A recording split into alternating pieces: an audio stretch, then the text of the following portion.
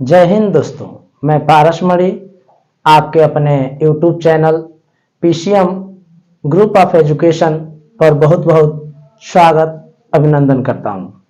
तो आज मैं क्लास 12th का पहला चैप्टर जिसका नाम है संबंध तथा फलन, यह चैप्टर लेकर आया हूं।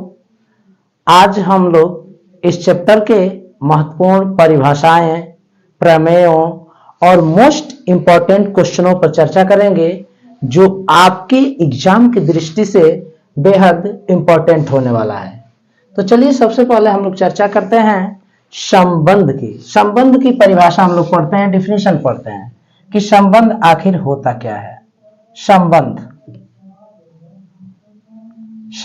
क्या होता है ये हमें सोचना है। रिलेशन, संबंध क्या होता है? तो जैसे मान लीजिए दो नॉन एम्प्टी सेट हो, एक ए है और एक बी है, दो नॉन एम्प्टी सेट है।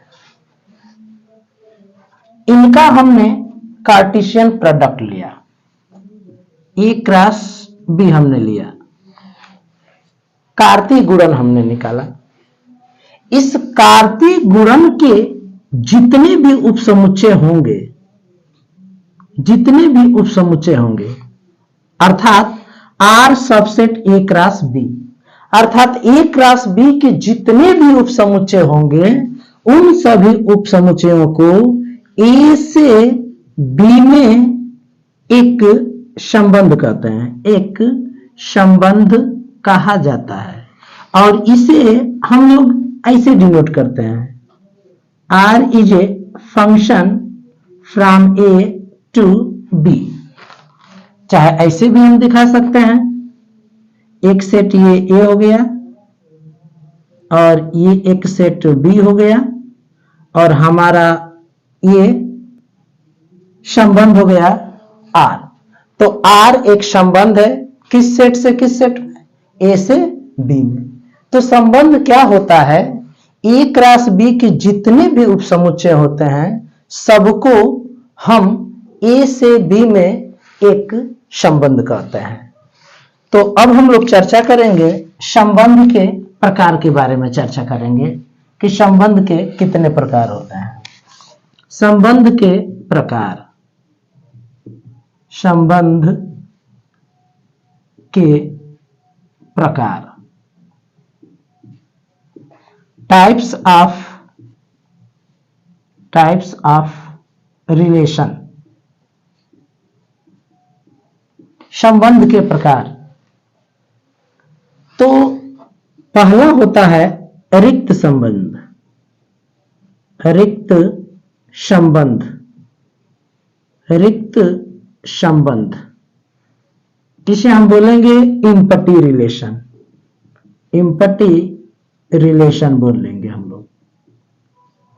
इम्पटी रिलेशन क्या होता है, रिक्त संबंध क्या होता है?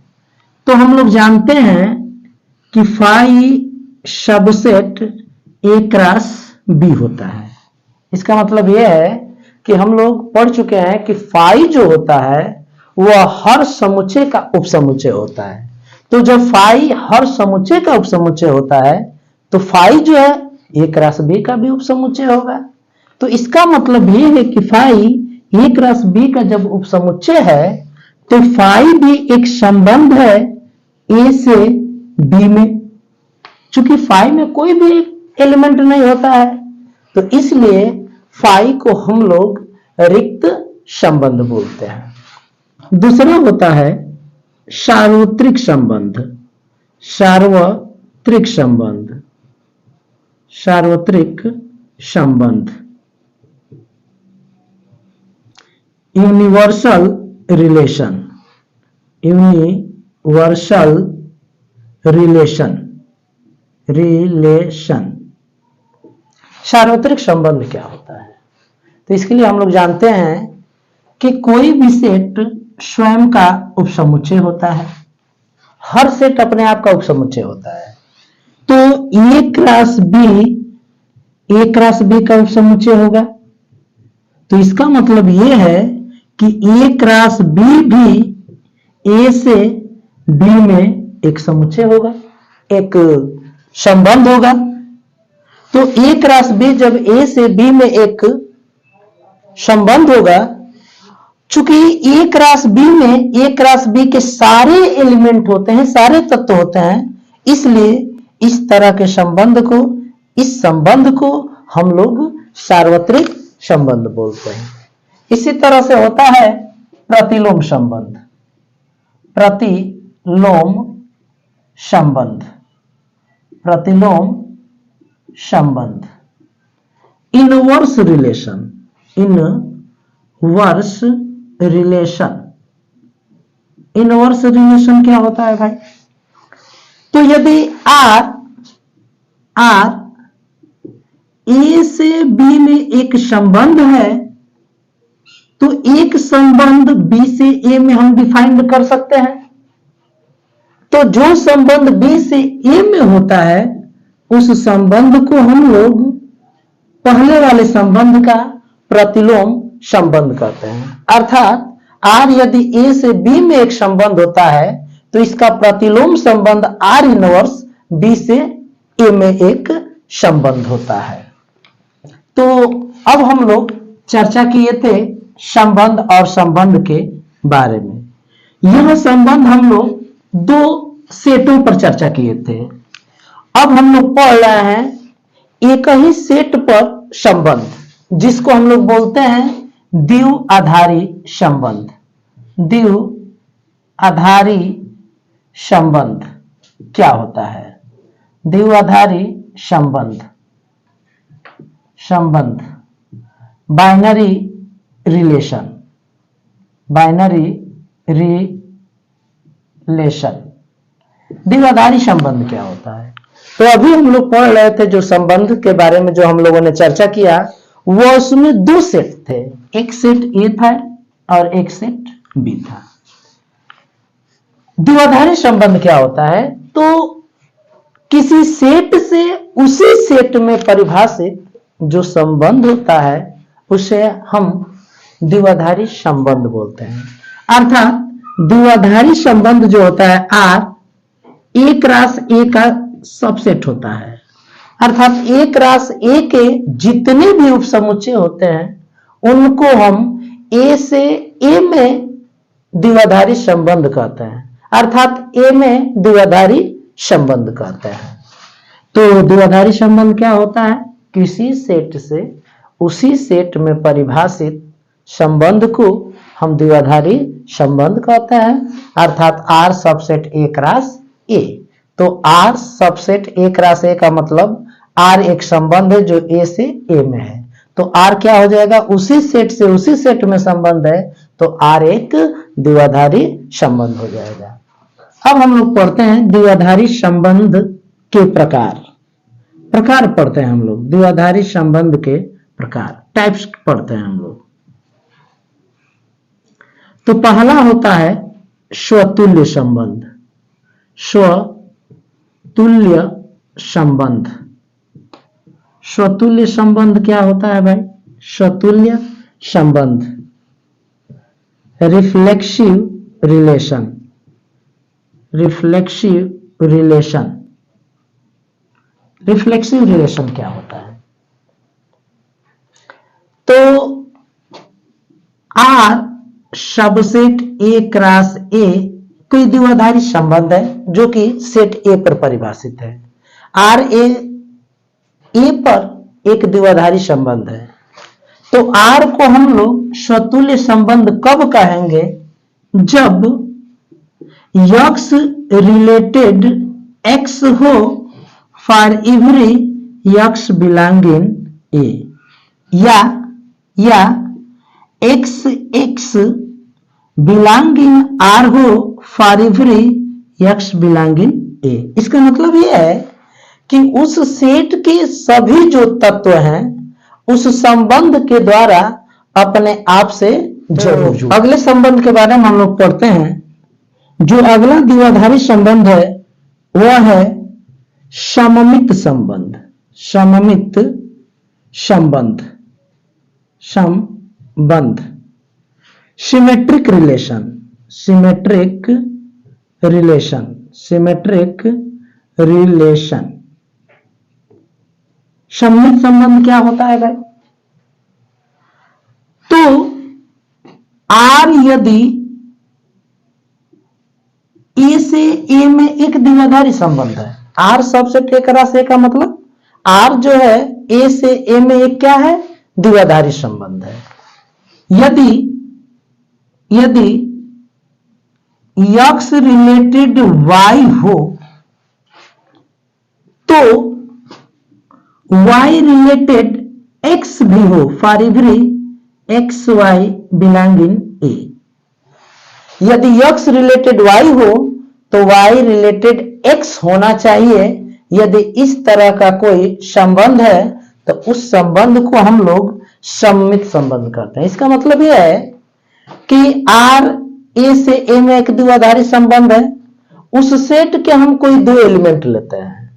यदि x रिलेटेड y हो तो y रिलेटेड x यदि है तो उस संबंध को हम लोग सममित संबंध बोलते हैं।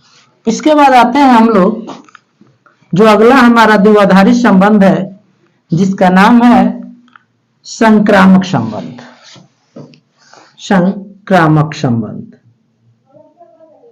संक्रामक संबंध, ट्रांजिटिव रिलेशन, ट्रांजिटिव रिलेशन। संक्रामक संबंध क्या होता है? हमें यह सोचना है कि संक्रामक संबंध क्या होता है। तो जैसे मान लीजिए R subset A cross A है। इसका मतलब मैं बार बार बता रहा हूं कि R जो है A से A में एक द्विआधारी संबंध है। शॉर्टकट में इसको बोल सकते हैं कि R एक A पर द्विआधारी संबंध है। जब R A पर द्विआधारी संबंध है तो हम क्या करेंगे, वो जो सेट है उसके हम तीन एलिमेंट लेते हैं। जैसे मान लीजिए हमने ले लिया x y z belong in A। अब यदि x रिलेटेड y हो और y रिलेटेड z हो तो इंप्लाइज दैट x रिलेटेड यदि z होता है तो हम लोग उस तरह के संबंध को संक्रामक संबंध बोलते हैं। संक्रामक संबंध किसे कहते हैं? तो यदि R A पर कोई द्विआधारी संबंध है तो यदि x रिलेटेड y हो, y रिलेटेड z हो तो x रिलेटेड यदि z हो जाता है तो उस तरह के संबंध को हम लोग संक्रामक संबंध बोलते हैं। इसके बाद आता है तुल्यता संबंध किसे कहता है? तुल्यता संबंध, इक्विवेलेंस रिलेशन। तुल्यता संबंध, तुल्यता संबंध क्या होता है? तुल्यता संबंध, equivalence relation, equivalence relation. Equivalence relation क्या होता है? तो जो संबंध स्वतुल्य हो, सममित हो और संक्रामक हो उस संबंध को हम लोग तुल्यता संबंध कहते हैं। यानी R subset A cross A हो अर्थात R एक द्विआधारी संबंध हो तो R को हम तुल्यता संबंध कहते हैं। R तुल्यता संबंध होगा, R तुल्यता संबंध होगा। R कब तुल्यता संबंध होगा? पहला, जब R स्वतुल्य हो, R स्वतुल्य हो। दूसरा, R सममित हो, सममित हो। तीसरा, R संक्रामक हो। तो जब R स्वतुल्य, सममित और संक्रामक होगा, तीनों संबंध होगा तो उस तरह के संबंध को हम लोग तुल्यता संबंध कहते हैं। तो दोस्तों चलिए अब हम लोग संबंध से संबंधित कुछ महत्वपूर्ण सवालों को हल करते हैं। तो चलिए मैं संबंध पर आधारित पहला सवाल लेता हूं। मैं सवाल लिखता हूं, बहुत अच्छा सवाल है। सवाल मैं लिख रहा हूं, एल किसी समतल में स्थित, समतल में स्थित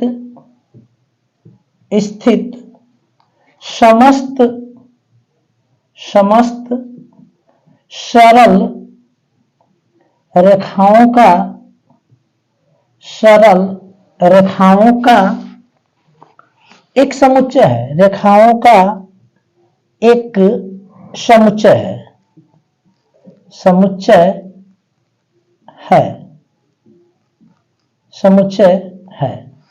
इस पर एक संबंध दिया है, R बराबर दिया है L1 L2 such that L1 लंब है L2 पर। समुच्चय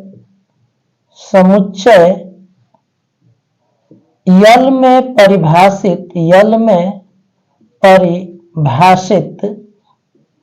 परिभाषित एक संबंध है।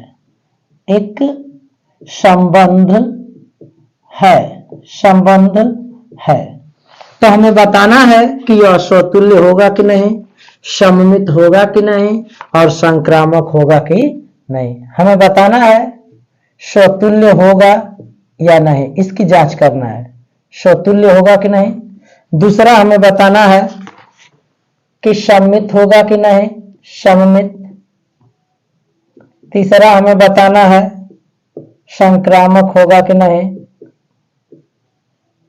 ये हमें बताना है कि यह जो संबंध R दिया है वह स्वतुल्य होगा कि नहीं, सममित होगा कि नहीं, संक्रामक होगा कि नहीं। इस बात को हम ऐसे भी लिख सकते हैं, इसको हम ऐसे भी लिख सकते हैं कि L1 रिलेटेड L2 कब है, जब L1 परपेंडिकुलर है L2 के। उसका मतलब ये होता है। तो हमें ये बताना है कि यह स्वतुल्य होगा कि नहीं, सममित होगा कि नहीं और संक्रामक होगा कि नहीं। तो इसकी हम लोग जांच करते हैं। सबसे पहले हम लोग जांच करते हैं, स्वतुल्यता की जांच करते हैं, स्वतुल्यता की जांच करते हैं। रिफ्लेक्सिविटी,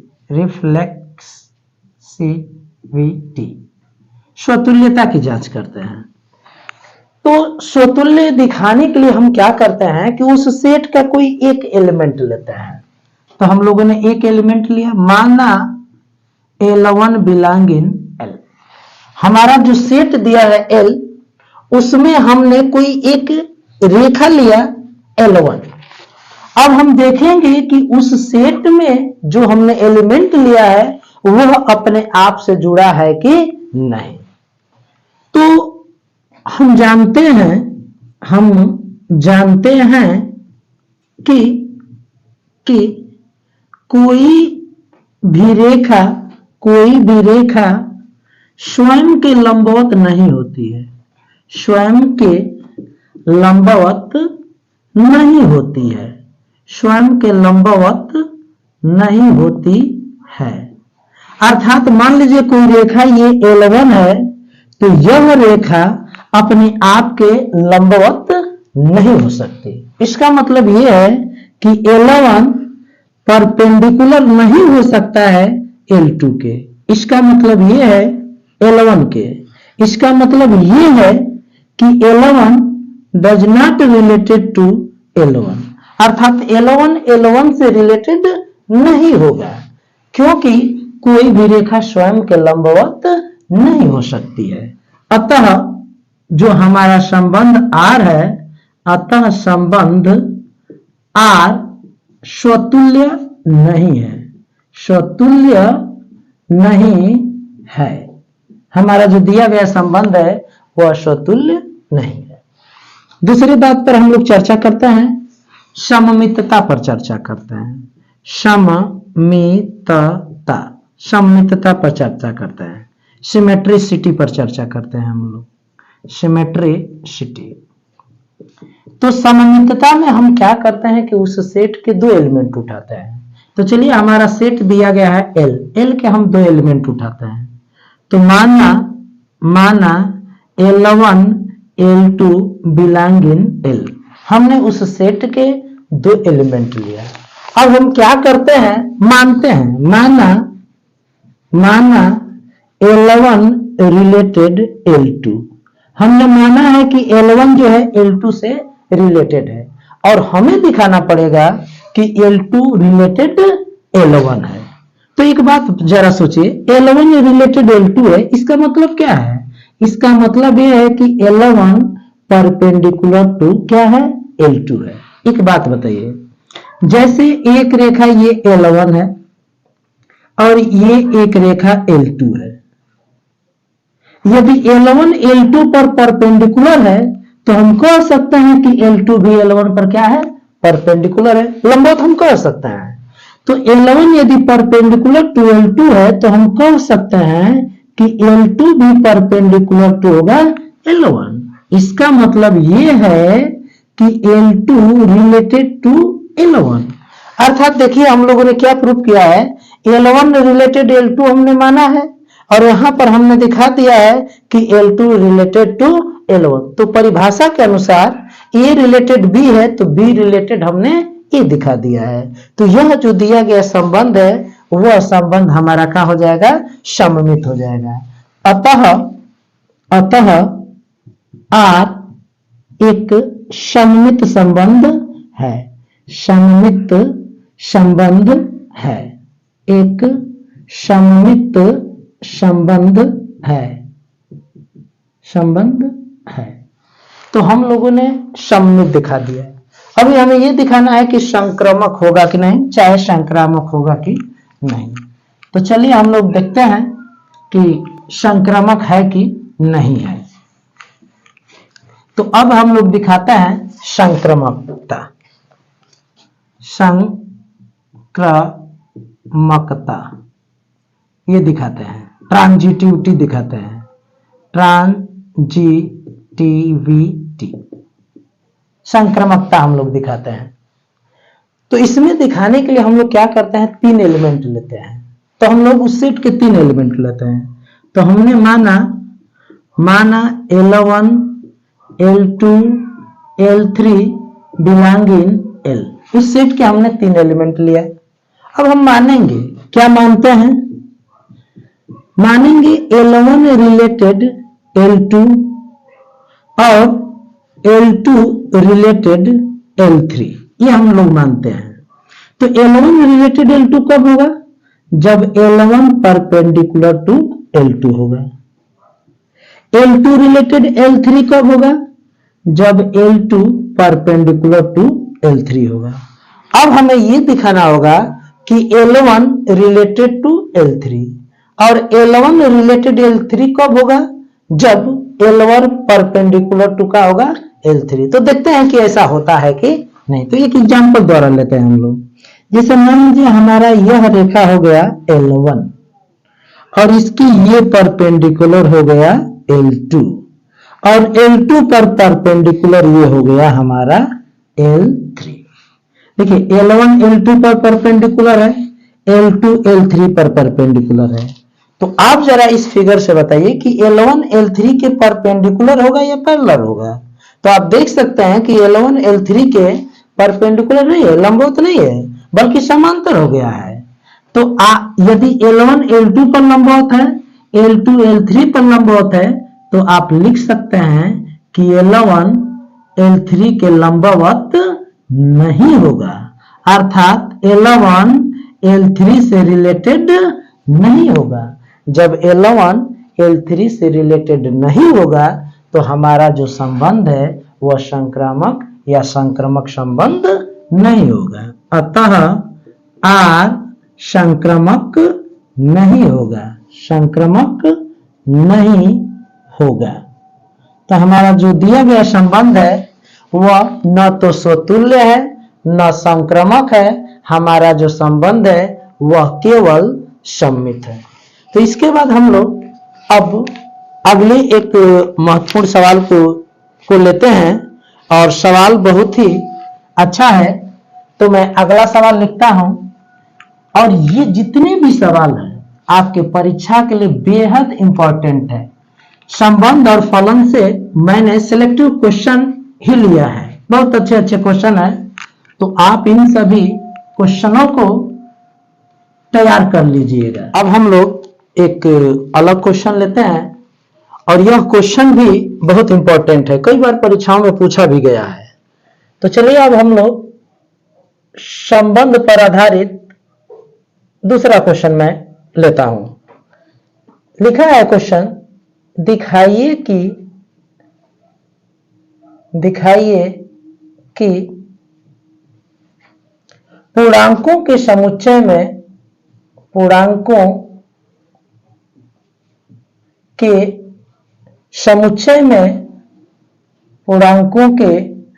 समुच्चय में R बराबर दिया है संबंध हमारा A B such that A minus B को दो विभाजित करता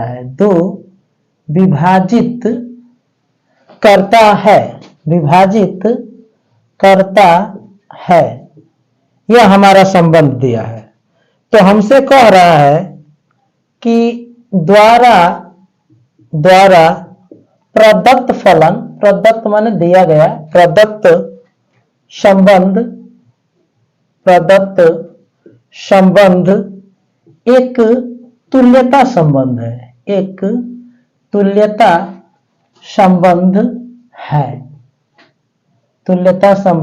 है।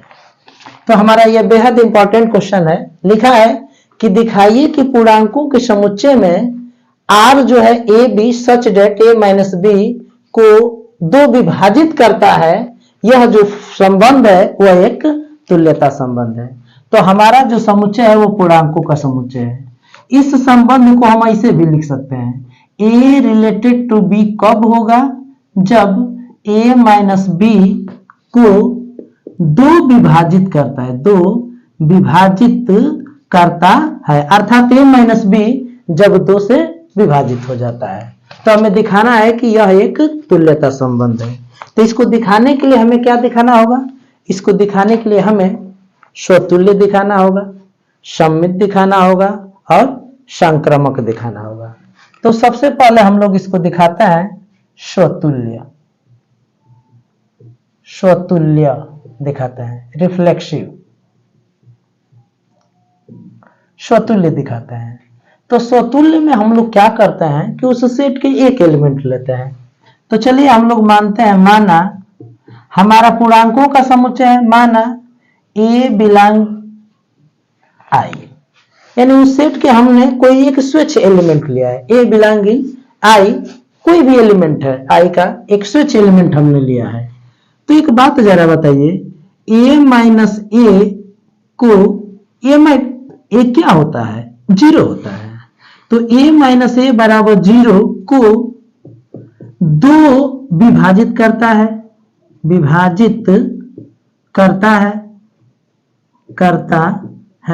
सही बात है, जीरो को दो विभाजित करता ही है।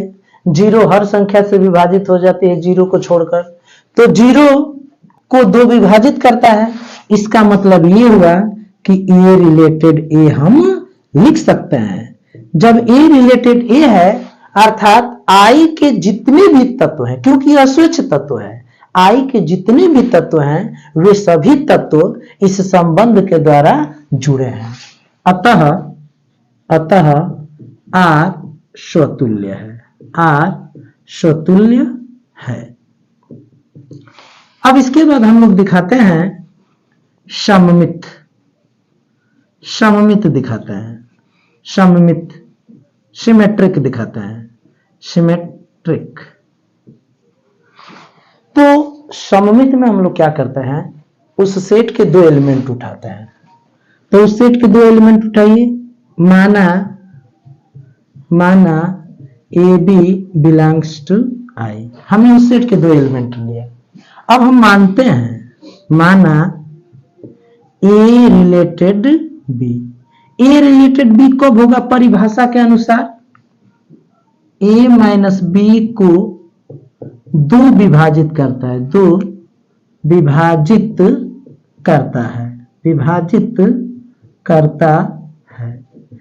मैं इसमें से माइनस कॉमन कर लेता हूं। जब मैं माइनस कॉमन करूंगा तो ये b माइनस ए हो जाएगा। तो b माइनस ए को 2 विभाजित करता ही है। अब मैं माइनस को हटा देता हूं तो b माइनस ए को 2 विभाजित करेगा ही, क्योंकि माइनस को लेने या न लेने से विभाज्यता पर कोई अंतर नहीं पड़ता है। तो मैंने माइनस को हटा दिया तो b माइनस ए को भी 2 विभाजित करेगा। तो इसका मतलब यह है कि जब b माइनस ए 2 से विभाजित हो जा रहा है तो हम लिख सकते हैं b रिलेटेड a। अब जरा सोचिए यहां पर क्या आया है, a रिलेटेड b हमने माना है और हमने दिखा दिया कि b रिलेटेड a है। इसका मतलब यह है कि हमारा जो दिया गया संबंध है अतः r एक सममित संबंध है, सममित संबंध है, सममित संबंध है। अब इसके बाद हम लोग तीसरा दिखाते हैं संक्रामक संबंध। संक्रामक,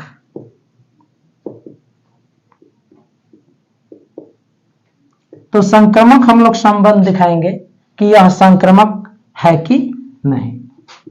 ट्रांजिटिव, ट्रांजिटिव रिलेशन दिखाएंगे कि यह संक्रामक संबंध है कि नहीं।